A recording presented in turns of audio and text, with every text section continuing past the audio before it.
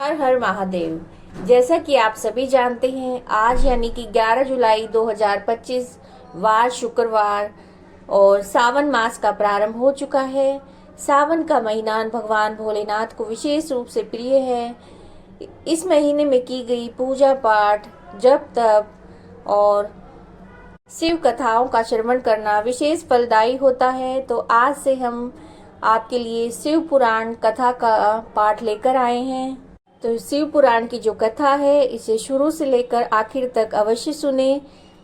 और कथा का नित्य श्रवण करने के लिए सबसे पहले चैनल को सब्सक्राइब कीजिएगा, बेल आइकन को प्रेस कीजिएगा ताकि आप नित्य इन कथाओं का आनंद ले सकें और प्रभु की भक्ति में लीन हो सकें। तो आइए श्री गणेश महाराज से प्रार्थना करते हैं, उनका नाम लेकर इस कथा का आरंभ हम करते हैं। हे देवों के देव महादेव, भक्त वत्सल भोलेनाथ, शिव शंभु, माता पार्वती, गणेश महाराज, भगवान स्कंद और आपके सभी गणों सहित आपके चरणों में हमारा बार बार प्रणाम। हे प्रभु, आज हम ये सावन मास में शिव पुराण की पवित्र कथा का आरंभ करने जा रहे हैं। इसमें किसी भी प्रकार की कोई भी बाधा न आए और आप हम पर कृपा करें, हम पर प्रसन्न हों। शौनक जी के साधन विषयक प्रश्न करने पर सूत जी का उन्हें शिव पुराण की उत्कृष्ट महिमा सुनाना। श्री शौनक जी ने पूछा, महाज्ञानी सूत जी, आप संपूर्ण सिद्धांतों के ज्ञाता हैं। प्रभु, मुझसे पुराणों की कथाओं के सार तत्व का विशेष रूप से वर्णन कीजिए। ज्ञान और वैराग्य सहित भक्ति से प्राप्त होने वाले विवेक की वृद्धि कैसे होती है तथा साधु पुरुष किस प्रकार अपने काम, क्रोध आदि मानसिक विकारों का निवारण करते हैं। इस घोर कलिकाल में जीव प्राय आसु स्वभाव के हो गए हैं। उस जीव समुदाय को शुद्ध देवी संपत्ति से युक्त बनाने के लिए सर्वश्रेष्ठ उपाय क्या है? आप इस समय मुझे ऐसा कोई शाश्वत साधन बताइए जो कल्याणकारी वस्तुओं में भी सबसे उत्कृष्ट एवं परम मंगलकारी हो तथा पवित्र करने वाले उपायों में भी सर्वोत्तम पवित्र कारक उपाय हो। तात वह साधन ऐसा हो जिसके अनुष्ठान से शीघ्र ही अंतकरण की विशेष शुद्धि हो जाए और निर्मल चित्त वाले पुरुष को सदा के लिए शिव की प्राप्ति हो जाए। श्री सूत जी ने कहा, मुनि श्रेष्ठ शौनक, तुम धन्य हो क्योंकि तुम्हारे हृदय में पुराण कथा सुनने का विशेष प्रेम और लालसा है। इसलिए मैं शुद्ध बुद्धि से विचार करके तुमसे परम उत्तम शास्त्र का वर्णन करता हूँ। वत्स, वह संपूर्ण शास्त्रों के सिद्धांत से संपन्न, भक्ति आदि को बढ़ाने वाला तथा भगवान शिव को संतुष्ट करने वाला है। कानों के लिए रसायन, अमृत स्वरूप तथा दिव्य है। तुम उसे श्रवण करो मुने, वह परम उत्तम शास्त्र है। शिव पुराण, जिसका पूर्व काल में भगवान शिव ने प्रवचन किया था, यह काल रूपी सर्प से प्राप्त होने वाले महान त्रास का विनाश करने वाला उत्तम साधन है। गुरुदेव व्यास ने सनत कुमार मुनि का उपदेश पाकर बड़े आदर से संक्षेप में इस पुराण का प्रतिपादन किया है। इस पुराण के प्रणयन का उद्देश्य है कलयुग में उत्पन्न होने वाले मनुष्यों के परम हित का साधन। यह शिव पुराण परम उत्तम शास्त्र है। इसे भूतल पर भगवान शिव का वाङ्मय स्वरूप समझना चाहिए और सब प्रकार से इसका सेवन करना चाहिए। इसका पठन और श्रवण सर्व साधन रूप है। इसे शिव भक्ति पाकर श्रेष्ठतम स्थिति में पहुंचा हुआ मनुष्य शीघ्र ही शिव पद को प्राप्त कर लेता है। इसलिए संपूर्ण यत्न करके मनुष्यों ने इस पुराण को पढ़ने की इच्छा की है अथवा इसके अध्ययन को अभिष्ट साधन माना है। इसी तरह इसका प्रेम पूर्वक श्रवण भी संपूर्ण मनोवांछित फलों को देने वाला है। भगवान शिव के इस पुराण को सुनने से मनुष्य सभी पापों से मुक्त हो जाता है और इस जीवन में बड़े बड़े उत्कृष्ट भोगों का उपभोग करके अंत शिव लोक को प्राप्त कर लेता है। यह शिव पुराण नामक ग्रंथ 24,000 श्लोकों से युक्त है। इसकी 7 संहिताएं हैं। मनुष्य को चाहिए कि भक्ति, ज्ञान और वैराग्य से संपन्न होकर बड़े आदर से इसका श्रवण करे। 7 संहिताओं से युक्त ये दिव्य शिव पुराण पर ब्रह्म परमात्मा के समान विराजमान है और सबसे उत्कृष्ट गति प्रदान करने वाला है। जो निरंतर अनुसंधान पूर्वक इस शिव पुराण को बाँचता है अथवा नित्य प्रेम पूर्वक इसका पाठ मात्र करता है वह पुण्यात्मा है, इसमें संशय नहीं है। जो उत्तम बुद्धि वाला पुरुष अंत काल में भक्ति पूर्वक इस पुराण को सुनता है उस पर अत्यंत प्रसन्न हुए भगवान महेश्वर उसे अपना पद प्रदान करते हैं। जो प्रतिदिन आदर पूर्वक इस शिव पुराण का पूजन करता है वह संसार में संपूर्ण भोगों को भोग कर अंत में भगवान शिव के पद को प्राप्त कर लेता है। जो प्रतिदिन आलस्य रहित होकर रेशमी वस्त्र आदि के वेष्टन से इस शिव पुराण का सत्कार करता है वह सदा सुखी होता है। ये शिव पुराण निर्मल तथा भगवान शिव का सर्वस्व है। जो इहलोक और परलोक में भी सुख चाहता हो उसे आदर के साथ प्रियतन पूर्वक इसका सेवन करना चाहिए। यह निर्मल एवं उत्तम शिव पुराण धर्म, अर्थ, काम और मोक्ष रूप चारों पुरुषार्थों को देने वाला है। अतः सदा प्रेम से इसका श्रवण और विशेष पाठ करना चाहिए। शिव पुराण के श्रवण से देवराज को शिवलोक की प्राप्ति तथा चंचला का पाप से भय एवं संसार से वैराग्य। श्री शौनक जी ने कहा, महाभाग सूत जी, आप धन्य हैं, परमार्थ तत्व के ज्ञाता हैं। आपने कृपा करके हम लोगों को बड़ी अद्भुत और दिव्य कथा सुनाई है। भूतल पर इस कथा के समान कल्याण का सर्वश्रेष्ठ साधन दूसरा नहीं है। ये बात हमने आज आपकी कृपा से निश्चय पूर्वक समझ ली है।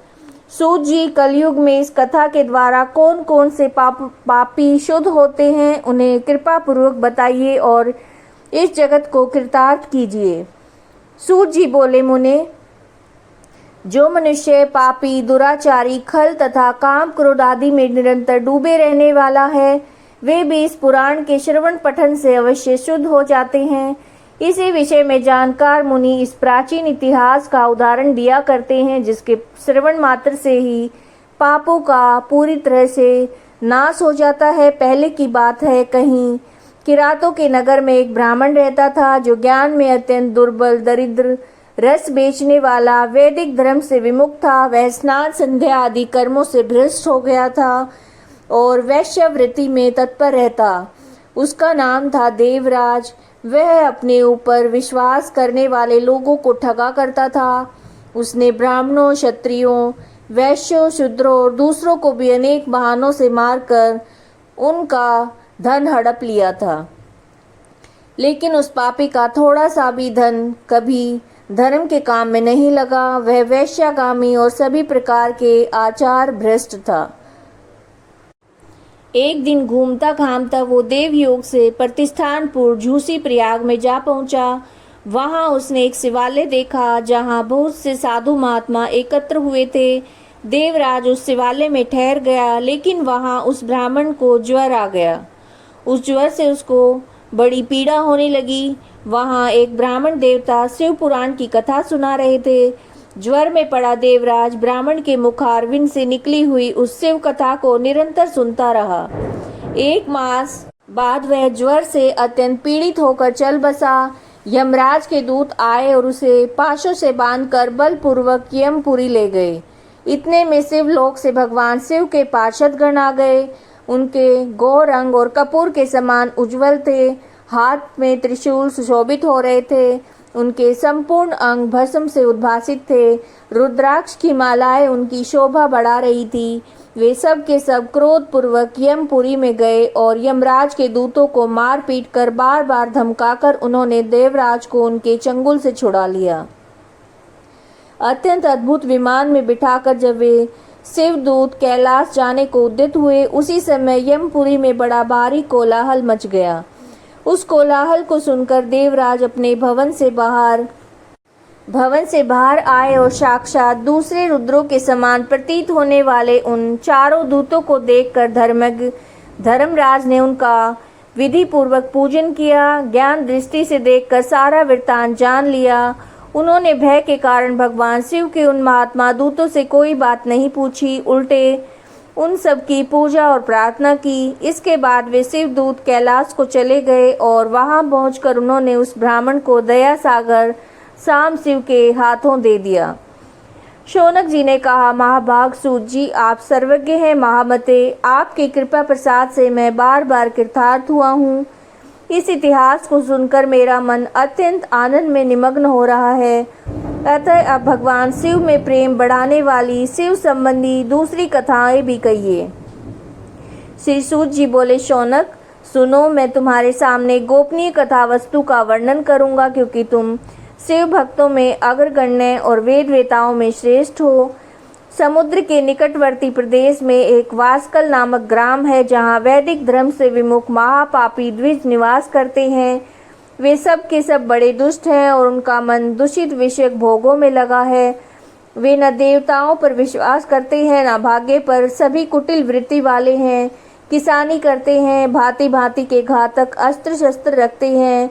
वे व्यभिचारी और खल हैं। ज्ञान, वैराग्य और सद्धर्म से सेवन ही मनुष्य के लिए परम पुरुषार्थ है, इस बात को बिल्कुल नहीं जानते। वे सभी पशु बुद्धि वाले हैं। जहाँ के द्विज ऐसे हों, वहाँ अन्य वर्णों के विषय में क्या कहा जाए। अन्य वर्णों के लोग भी उन्हीं की भांति कुत्सित विचार रखने वाले, स्वधर्म विमुख और खल हैं।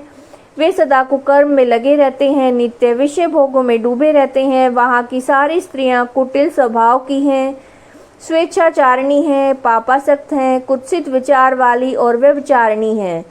वे सद्व्यवहार और सदाचार से सर्वथा शून्य हैं। इस प्रकार वहाँ दुष्टों का निवास है। उस वास्कल नामक ग्राम में किसी समय एक बिंदु नामधारी ब्राह्मण रहता था। वो बड़ा अधम था, दुरात्मा और महापापी था। यद्यपि उसकी स्त्री बड़ी सुंदरी थी, तो भी कुमार्ग पर चलता। उसकी पत्नी का नाम था चंचला। वो सदा उत्तम धर्म का पालन करने में लगी रहती थी, तो भी उसे छोड़कर वो दुष्ट ब्राह्मण वैश्यागामी हो गया। इस तरह से कुकर्म में लगे हुए उस बिंदु के बहुत से वर्ष व्यतीत हो गए। उसकी स्त्री चंचला काम से पीड़ित होने पर भी स्वधर्म नाश के भय से कलेश सहकर भी दीर्घ काल तक धर्म से भ्रष्ट नहीं हुई, लेकिन दुराचारी पति के आचरण से प्रभावित होकर आगे चलकर वह स्त्री भी दुराचारिणी हो गई। इस तरह दुराचार में डूबे हुए उन्मूढ़ चित्त वाले पति पत्नी का बहुत सा समय व्यर्थ बीत गया। तदंतर शूद्र जातीय वैश्या का पति बना हुआ वो दूषित बुद्धि वाला दुष्ट ब्राह्मण बिंदु समय अनुसार मृत्यु को प्राप्त होकर नरक में जा पड़ा। बहुत दिनों तक नरक में दुख भोग कर वह मूढ़ बुद्धि पापी विंध्य पर्वत पर भयंकर पिशाच हुआ। इधर दुराचारी पति बिंदु के मर जाने पर मूढ़ हृदय चंचला बहुत समय तक पुत्रों के साथ अपने घर में रही। एक दिन देवयोग से किसी पुण्य पर्व के आने पर वह स्त्री भाई बंधुओं के साथ गोकर्ण क्षेत्र में गई। तीर्थ यात्रियों के संग से उसने भी उस समय जाकर किसी तीर्थ के जल में स्नान किया। फिर साधारणतया मेला देखने की दृष्टि से बंधुजनों के साथ यत्र तत्र घूमने लगी। घूमते घामते किसी देव मंदिर में गई। वहां उसने एक देविक ब्राह्मण के मुख से भगवान शिव की परम पवित्र और मंगलकारिणी उत्तम पौराणिक कथा सुनी। कथावाचक ब्राह्मण कह रहे थे कि जो स्त्रियां पर पुरुषों के साथ व्यभिचार करती हैं, वो मरने के बाद यमलोक जाती हैं और यमराज के दूत उनकी योनि में तपे हुए लोहे का परिक डालते हैं। पौराणिक ब्राह्मण के मुख से ये वैराग्य बढ़ाने वाली कथा सुनकर चंचला भय से व्याकुल होकर कांपने लगी। जब कथा समाप्त हुई और सुनने वाले सब लोग वहां से बाहर चले गए, तब भयभीत नारी एकांत में शिव पुराण की कथा बाँचने वाले उन ब्राह्मण देवता से बोली। चंचला ने कहा, ब्राह्मण, मैं अपने धर्म को नहीं जानती थी, इसलिए मेरे द्वारा बहुत दुराचार हुआ है। स्वामीन, मेरे ऊपर अनुपम कृपा करके मेरा उद्धार कीजिए।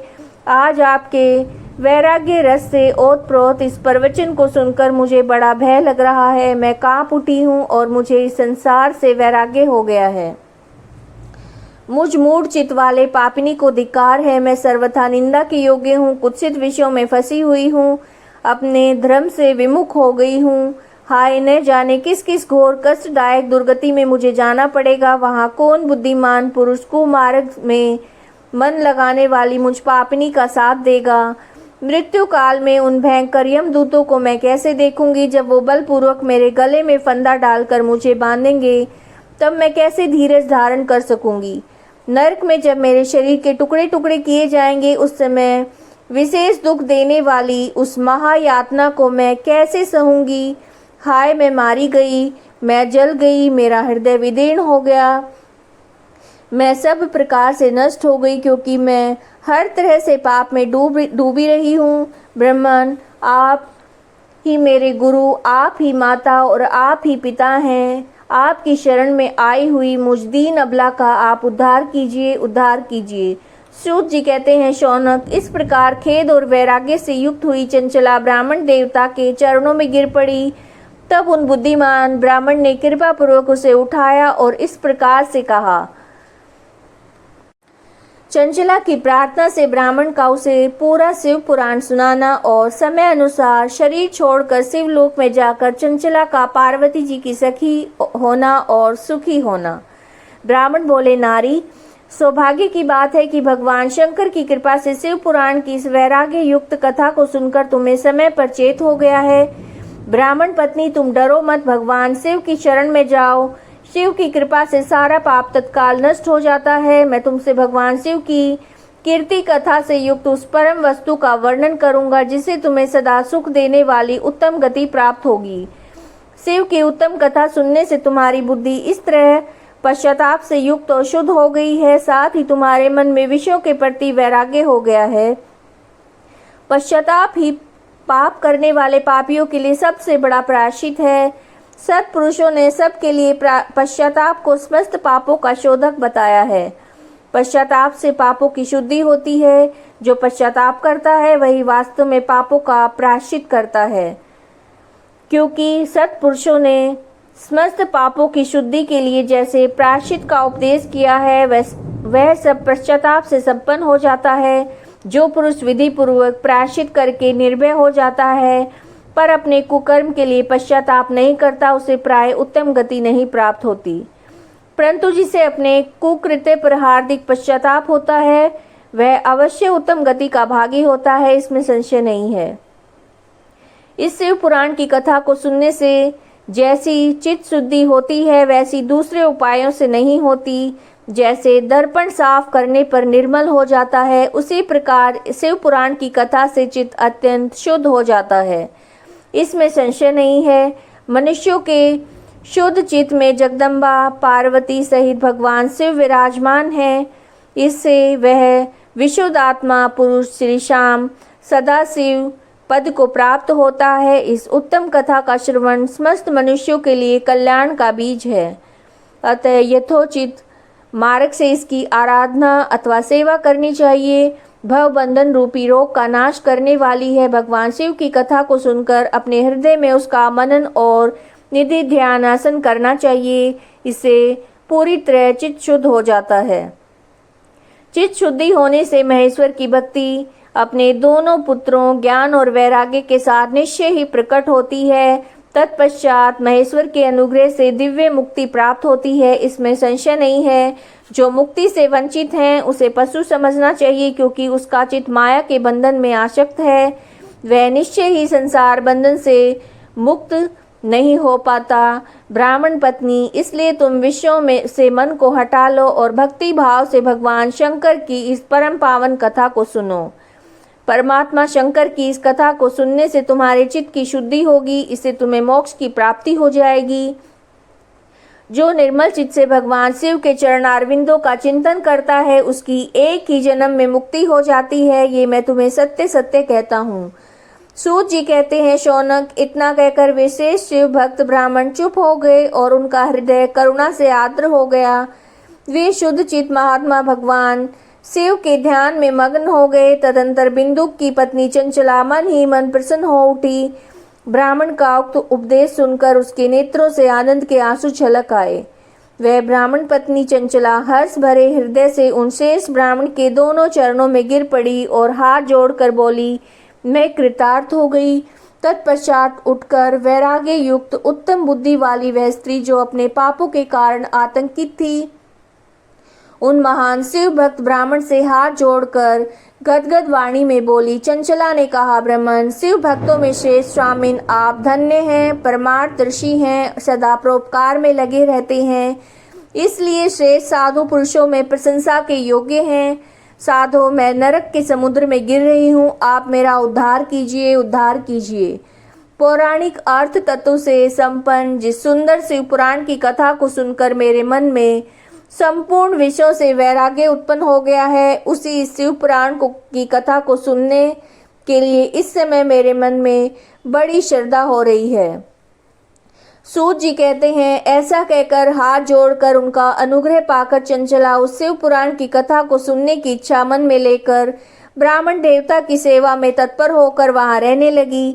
तदंतर शिव भक्तों में श्रेष्ठ शुद्ध बुद्धि वाले ब्राह्मण देव ने उसी स्थान पर उस स्त्री को शिव पुराण की उत्तम कथा सुनाई। इस प्रकार उस गोकर्ण नामक महाक्षेत्र में उन्हीं श्रेष्ठ ब्राह्मण से उसने शिव पुराण की वो परम उत्तम कथा सुनी, जो भक्ति ज्ञान और वैराग्य को बढ़ाने वाली और मुक्ति देने वाली है। उस परम उत्तम कथा को सुनकर वह ब्राह्मण पत्नी अत्यंत कृतार्थ हो गई। उसका चित्त शीघ्र ही शुद्ध हो गया और भगवान शिव के अनुग्रह से उसके हृदय में शिव के सगुण रूप का चिंतन होने लगा। इस प्रकार उसने भगवान शिव में लगी रहने वाली उत्तम बुद्धि पाकर शिव के सच्चिदानंदमय स्वरूप का बार बार चिंतन आरंभ किया। तत्पश्चात समय पूरा होने पर भक्ति ज्ञान और वैराग्य से युक्त चंचला ने अपने शरीर को बिना किसी कष्ट के त्याग दिया। इतने में ही त्रिपुर शत्रु भगवान शिव का भेजा हुआ एक दिव्य विमान द्रुत गति से वहां पहुंचा, जो उनके अपने गणों से संयुक्त भांति भांति के शोभा साधनों से संपन्न था। चंचला उस विमान पर आरूढ़ हुई और भगवान शिव के शेष पार्षदों ने उसे तत्काल शिवपुरी में पहुंचा दिया। उसके सारे मल धुल गए थे। वह दिव्य रूप धारिणी दिव्यांगना हो गई। उसके दिव्य अवयव उसकी शोभा बढ़ाते थे। मस्तक पर अर्धचंद्र का मुकुट धारण किए गौरांगी देवी शोभाशाली दिव्य आभूषणों से विभूषित थी। शिवपुरी में पहुंचकर उसने सनातन देवता त्रिनेत्रधारी महादेव जी को देखा। सभी मुख्य देवता उनकी सेवा में खड़े थे। गणेश, भृंगी, नंदीश्वर और वीरभद्रेश्वर आदि उनकी सेवा में उत्तम भक्ति भाव से उपस्थित थे। उनकी अंग कांति करोड़ों सूर्यों के समान प्रकाशित हो रही थी। कंठ में नील चिन्ह शोभा पा रहे थे। 5 मुख और प्रत्येक मुख में 3-3 नेत्र थे। मस्तक पर अर्धचंद्राकार मुकुट शोभा देता था। उन्होंने अपने वामांग भाग में गौरी देवी को बिठा रखा था, जो विद्युत पुंज के समान प्रकाशित थी। गौरीपति महादेव जी की कांति कपूर के समान गौर थी। उनका सारा शरीर श्वेत भस्म से भाषित था। शरीर पर श्वेत वस्त्र शोभा पा रहे थे। इस प्रकार परम उज्ज्वल भगवान शंकर का दर्शन करके वह ब्राह्मण पत्नी चंचला बहुत प्रसन्न हुई और अत्यधिक प्रीति युक्त होकर उसने उतावली के साथ भगवान को बार बार प्रणाम किया। फिर हाथ जोड़कर बड़े प्रेम और आनंद और संतोष से युक्त विनीत भाव से खड़ी हो गई। उसके नेत्रों से आनंद अश्रुओं की अविरल धारा बहने लगी और संपूर्ण शरीर में रोमांच हो गया।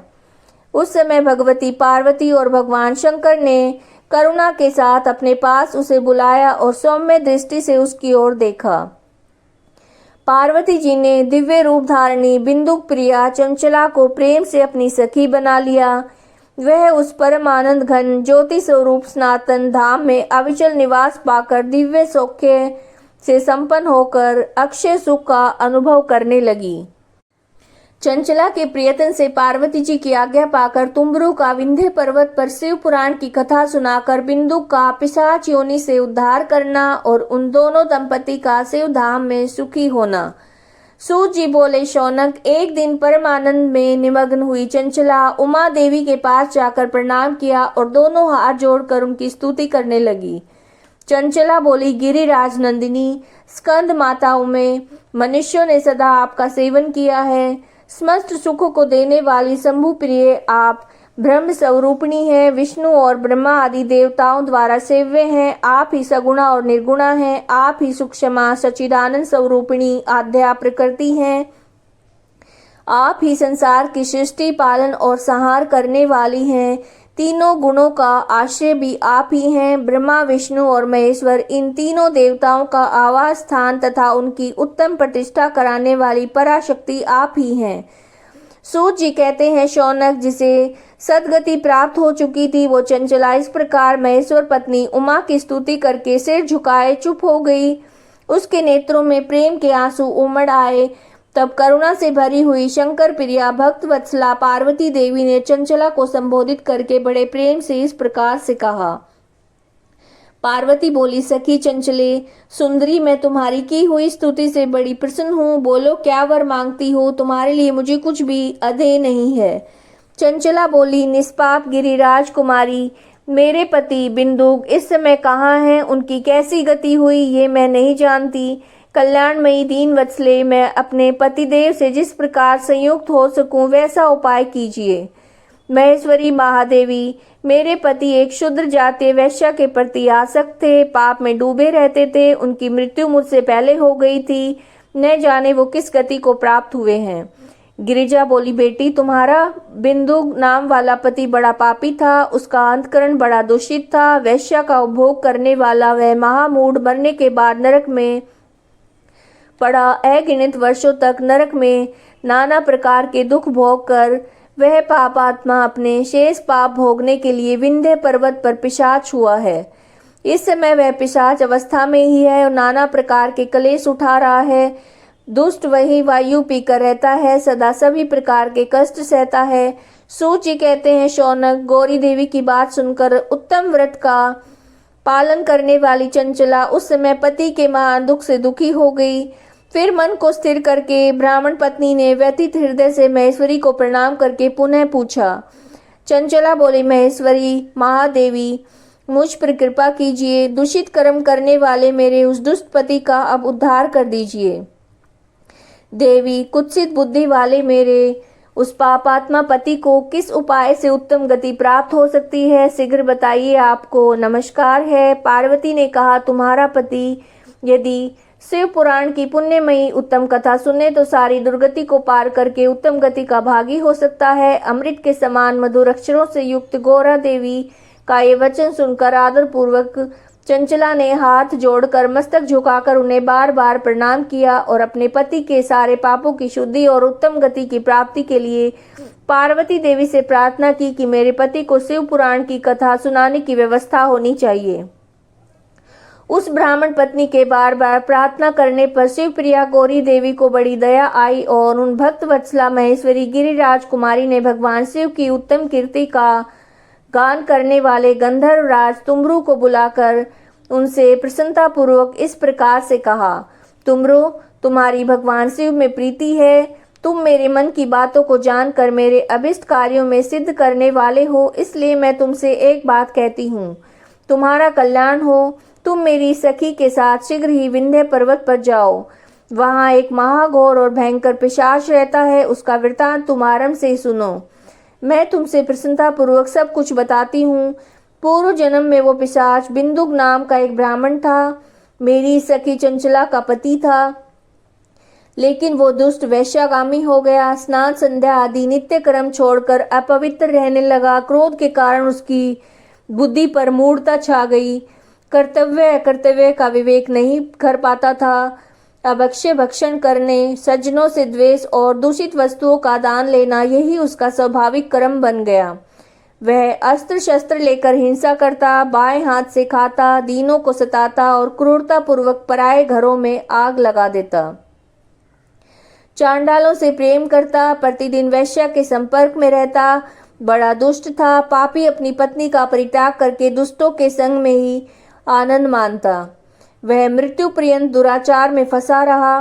फिर अंत काल आने पर उसकी मृत्यु हो गई। पापियों के भोग स्थान घोर यमपुर में ले जाया गया। वहां बहुत से नरकों का उपभोग करके दुष्ट आत्मा जीव इस समय विंध्य पर्वत पर पिशाच बना हुआ है।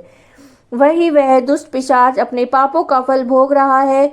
तुम उसके आगे यत्न पूर्वक शिव पुराण की उस दिव्य कथा का प्रवचन करो जो परम पुण्यमयी तथा समस्त पापों का नाश करने वाली। शिव पुराण की कथा का श्रवण सबसे उत्कृष्ट और पुण्य कर्म है। उससे उसका हृदय शीघ्र ही सारे पापों से शुद्ध हो जाएगा। वह प्रेत योनि का त्याग कर देगा। दुर्गति से मुक्त होने पर बिंदुक नाम पिशाच को मेरी आज्ञा से विमान में बिठाकर भगवान शिव के समीप ले आओ। सूत जी कहते हैं, शौनक, महेश्वरी उमा के इस प्रकार आदेश देने पर गंधर्व राज तुमरू मन ही मन बहुत प्रसन्न हुआ। उन्होंने अपने भाग्य की सराहना की। इसके बाद उस पिशाच की सती साध्वी पत्नी चंचला के साथ विमान में बैठकर नारद के प्रिय मित्र तुम्बरु वेग पूर्वक विंध्याचल पर्वत पर गए, जहाँ पिशाच रहता था। वहां उन्होंने उस पिशाच को देखा। उसका विशाल शरीर था, थोड़ी बहुत बड़ी थी, कभी हंसता, कभी रोता, कभी उछलता। उसकी आकृति बड़ी विकराल थी। भगवान शिव की उत्तम कीर्ति का गान करने वाले महाबली तुमरु ने उस अत्यंत भयंकर पिशाच को पाशों के द्वारा बांध लिया और तदंतर तुमरु ने शिव पुराण की कथा बांचने का निश्चय करके महोत्सव युक्त स्थान और मंडप आदि की रचना की। इतने में संपूर्ण लोकों में बड़े वेग से ये प्रचार हो गया कि देवी पार्वती की आज्ञा से एक पिशाच का उद्धार करने के उद्देश्य से शिव पुराण की उत्तम कथा सुनाने के लिए तुमरु विंध्य पर्वत पर गए हैं। फिर तो उस कथा को सुनने के लोभ से बहुत से देवऋषि भी शीघ्र वहां पर जा पहुंचे। आदर पूर्वक शिव पुराण सुनने के लिए आए हुए लोगों को उस पर्वत पर बड़ा अद्भुत और कल्याणकारी समाज जुट गया। फिर तुमरु ने उस पिशाच को पाशों से बांधकर आसन पर बिठाया और हाथ में वीणा लेकर गौरीपति की कथा का गान आरंभ किया। पहली अर्थात विद्वेश्वर संहिता से लेकर 7वीं वायु संहिता तक माध्यम सहित शिव पुराण की कथा का उन्होंने स्पष्ट वर्णन किया। सातों संहिताओं सहित शिव पुराण का आदर पूर्वक श्रवण करके सभी श्रोता पूर्णतः कृतार्थ हो गए। उस परम पुण्य में शिव पुराण को सुनकर उस पिशाच ने अपने सारे पापों को धोकर उस पैशाचिक शरीर को त्याग दिया। फिर तो शीघ्र ही उसका रूप दिव्य हो गया, अंग कांति गौरवर्ण हो गई और शरीर पर श्वेत वस्त्र और सभी प्रकार के पुरुषोचित आभूषण उसके अंगों पर उद्भाषित करने लगे। वह त्रिनेत्रधारी चंद्रशेखर रूप हो गया। इस प्रकार दिव्य देहधारी होकर श्रीमान बिंदुक अपनी प्राण वल्लभा चंचला के साथ स्वयं पार्वती वल्लभ भगवान शिव का गुणगान करने लगा। उसका स्त्री को इस प्रकार दिव्य रूप से सुशोभित देखकर वे सभी देवऋषि बड़े विस्मित हुए। उनका चित्त परम आनंद से परिपूर्ण हो गया। भगवान महेश्वर का ये अद्भुत चरित्र सुनकर वे सभी श्रोता परम कृतार्थ हो गए। प्रेम पूर्वक श्री शिव का यशोगान करते हुए अपने अपने धाम को चले गए। दिव्य रूपधारी श्रीमान बिंदुक भी सुंदर विमान में अपनी प्रियतमा के पास बैठकर सुखपूर्वक आकाश में स्थित होकर बड़ी शोभा पाने लगा। तदंतर महेश्वर के सुंदर और मनोहर गुणों का गान करता हुआ अपनी प्रियतमा तथा तुमरु के साथ शीघ्र ही शिव धाम में जा पहुंचा। वहां भगवान महेश्वर और माता पार्वती देवी ने प्रसन्नता पूर्वक बिंदु का बड़ा सत्कार किया और उसे अपना पार्षद बना लिया। उसकी पत्नी चंचला पार्वती जी की सखी हो गई। उस घनीभूत ज्योति स्वरूप परम आनंद में सनातन धाम में अविचल निवास पाकर वे दोनों दंपति परम सुखी हो गए। शिव पुराण के श्रवण की विधि तथा श्रोताओं के पालन करने योग्य नियमों का वर्णन। शौनक जी कहते हैं, महाप्राग व्यास शिष्य सूत जी, आपको नमस्कार है। आप धन्य हैं, शिव भक्तों में श्रेष्ठ हैं। आपके महान गुण वर्णन करने योग्य हैं। अब आप कल्याण में शिव पुराण के श्रवण की विधि बतलाइए, जिससे सभी श्रोताओं को संपूर्ण उत्तम फल की प्राप्ति हो सके। सूत जी ने कहा, मुने शौनक, अब मैं तुम्हें संपूर्ण फल की प्राप्ति के लिए शिव पुराण के श्रवण की विधि बता रहा हूँ। पहले किसी ज्योतिषी को बुलाकर दान मान से संतुष्ट करके अपने सहयोगी लोगों के साथ बैठकर बिना किसी विघ्न बाधा के कथा की समाप्ति होने के उद्देश्य से शुद्ध मुहूर्त का अनुसंधान कराए। प्रयत्न पूर्वक देश में स्थान स्थान पर संदेश भेजे कि हमारे यहाँ शिव पुराण की कथा होने वाली है। अपने कल्याण की इच्छा रखने वाले लोगों को उसे सुनने के लिए अवश्य पधारना चाहिए। कुछ लोग भगवान श्री हरि की कथा से बड़े दूर हो गए हैं। कितने ही स्त्री शूद्र आदि भगवान शंकर के कथा और कीर्तन से वंचित रहते हैं। उन सबको भी सूचित किया जाए। ऐसा प्रबंध करना चाहिए कि देश देश में जो भगवान शिव के भक्त हों, शिव कथा के कीर्तन और श्रवण के लिए उत्सुक हों, उन सबको आदर से बुलाना चाहिए। आए हुए लोगों का सभी प्रकार से आदर सत्कार करना चाहिए। शिव मंदिर में, तीर्थ में, वन प्रांत में, घर में शिव पुराण की कथा सुनने के लिए उत्तम स्थान का निर्माण करना चाहिए। केले के खंभों से सुशोभित एक ऊंचा कथा मंडप तैयार कराएं। उत्सव और फल पुष्प आदि से सुंदर चंदोवों से अलंकृत करें। चारों ओर ध्वजा पताका लगाकर तरह तरह के सामानों से उसे सजाकर सुंदर और शोभा संपन्न बना दें। भगवान शिव के प्रति सभी प्रकार के उत्तम भक्ति करनी चाहिए। वही सभी प्रकार के आनंद का विधान करने वाली है। परमात्मा भगवान शंकर के लिए दिव्य आसन का निर्माण करना चाहिए। कथावाचक के लिए भी एक ऐसा दिव्य आसन बनाना चाहिए जो उनके लिए सुखद हो। उन्हें नियम पूर्वक कथा सुनने वाले श्रोताओं के लिए यथा योग्य सुंदर स्थानों की व्यवस्था करनी चाहिए। अन्य लोगों के लिए साधारण स्थान रखने चाहिए। जिसके मुख से निकली हुई वाणी देहधारियों के लिए कामधेनु के समान अभिष्ट फल देने वाली होती है। उस पुराण वेता विद्वान वक्ता के प्रति तुच्छ बुद्धि कभी नहीं करनी चाहिए। संसार में जन्म तथा गुणों के कारण बहुत से गुरु होते हैं, लेकिन सब में पुराणों के ज्ञाता विद्वान परम गुरु माना गया है। पुराण वेता पवित्र, दक्ष, शांत, ईर्ष्या पर विजय पाने वाला, साधु और दयालु होना चाहिए। ऐसा प्रवचन कुशल विद्वान इस पुण्यमयी कथा को कहे। सूर्योदय से आरंभ करके 3:30 पहर तक उत्तम बुद्धि वाले विद्वान पुरुष को शिव पुराण की कथा सम्यक रीति से बांचनी चाहिए। मध्याह्न काल में 2 घड़ी तक कथा को बंद रखना चाहिए, जिससे कथा कीर्तन से अवकाश पाकर लोग मल मूत्र का त्याग कर सकें। कथा प्रारंभ करने के दिन से एक दिन पहले व्रत ग्रहण करने के लिए वक्ता को श्योर करा लेना चाहिए। जिन दिनों कथा हो रही है उन दिनों प्रयत्न पूर्वक प्रातः काल का सारा नित्य क्रम संक्षेप कर लेना चाहिए। वक्ता के पास उसकी सहायता के लिए एक दूसरा वैसा ही विद्वान स्थापित होना चाहिए। वह भी सभी प्रकार के संशयों को निवृत्त करने में समर्थ और लोगों को समझाने में कुशल हो। कथा में आने वाले विघ्नों की निवृत्ति के लिए गणेश जी का पूजन करें। कथा के स्वामी भगवान शिव की और विशेषतः शिव पुराण की पुस्तक की भक्ति भाव से पूजा करें। तत्पश्चात उत्तम बुद्धि वाला श्रोता तन मन से शुद्ध और प्रसन्नचित होकर आदर पूर्वक शिव पुराण की कथा को सुने। जो वक्ता और श्रोता अनेक प्रकार के कर्मों में भटक रहे हैं, काम क्रोध आदि 6 विकारों से युक्त होकर स्त्री में आसक्ति रखते हैं, पाखंड पूर्ण बातें करते हैं, वो पुण्य के भागी नहीं होते। जो लौकिक चिंता तथा धन ग्रह और पुत्र आदि की चिंता छोड़कर कथा में मन लगाए रहते हैं, उन शुद्ध बुद्धि वाले पुरुषों को उत्तम फल की प्राप्ति होती है। जो श्रोता श्रद्धा और भक्ति से युक्त होते हैं, दूसरे कर्मों में मन नहीं लगाते हैं, मौन, पवित्र और उद्वेग शून्य होते हैं, वे पुण्य के भागी होते हैं। सूत जी बोले, शौनक, अब शिव पुराण की कथा सुनने का व्रत लेने वाले पुरुषों के लिए जो नियम है वो भक्ति पूर्वक सुनो। नियम पूर्वक की श्रेष्ठ कथा को सुनने से बिना किसी विघ्न और बाधा के उत्तम फल की प्राप्ति होती है। जो लोग दीक्षा से रहित हैं उनका कथा श्रवण में अधिकार नहीं है, अतः उन्हें कथा सुनने की इच्छा वाले सभी लोगों को पहले वक्ता से दीक्षा ग्रहण करनी चाहिए। जो लोग नियम से कथा सुने उनको ब्रह्मचर्य से रहना, भूमि पर सोना, पत्तल में खाना, प्रतिदिन कथा समाप्त होने पर अन्न ग्रहण करना चाहिए। जिसमें शक्ति हो वो पुराण की समाप्ति तक उपवास करके शुद्धता पूर्वक भक्ति भाव से उत्तम शिव पुराण को सुने।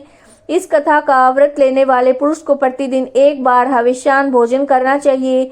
जिस प्रकार से कथा श्रवण का नियम सुख पूर्वक सध सके वैसे ही करना चाहिए। गरिष्ठ अन्न, दाल, जला हुआ अन्न, सेम, मसूर, भाव दूषित और बासी अन्न खाकर कथाव्रती पुरुष कभी कथा को न सुने। जिसने कथा का व्रत ले रखा है वह पुरुष प्याज, लहसुन, हींग, गाजर, मादक वस्तु और आमिष कही जाने वाली वस्तुओं को त्याग दे। कथा का व्रत करने लेने वाला पुरुष काम, क्रोध आदि 6 विकारों को, ब्राह्मणों को निंदा को, पतिव्रता और साधु संतों की निंदा को भी त्याग दे। कथाव्रती पुरुष प्रतिदिन सत्य, शौच, दया, मौन, सरलता, विनय और हार्दिक उदारता, इन सद्गुणों को सदा अपनाए। श्रोता निष्काम हो या सकाम हो, नियम पूर्वक कथा सुने। सकाम पुरुष अपनी अभिष्ट कामना को प्राप्त करता है और निष्काम पुरुष मोक्ष को पा लेता है। दरिद्र, क्षयकार, रोगी, पापी, भाग्यहीन, संतान रहित पुरुष भी इस उत्तम कथा को सुने। काक, बंध्या आदि जो 7 प्रकार की दुष्ट स्त्रियां हैं जिनका गर्भ गिर जाता है, इन सभी को शिव पुराण की उत्तम कथा सुननी चाहिए। मुने, स्त्री हो या पुरुष, सभी को यत्न पूर्वक विधि विधान से शिव पुराण की उत्तम कथा सुननी चाहिए।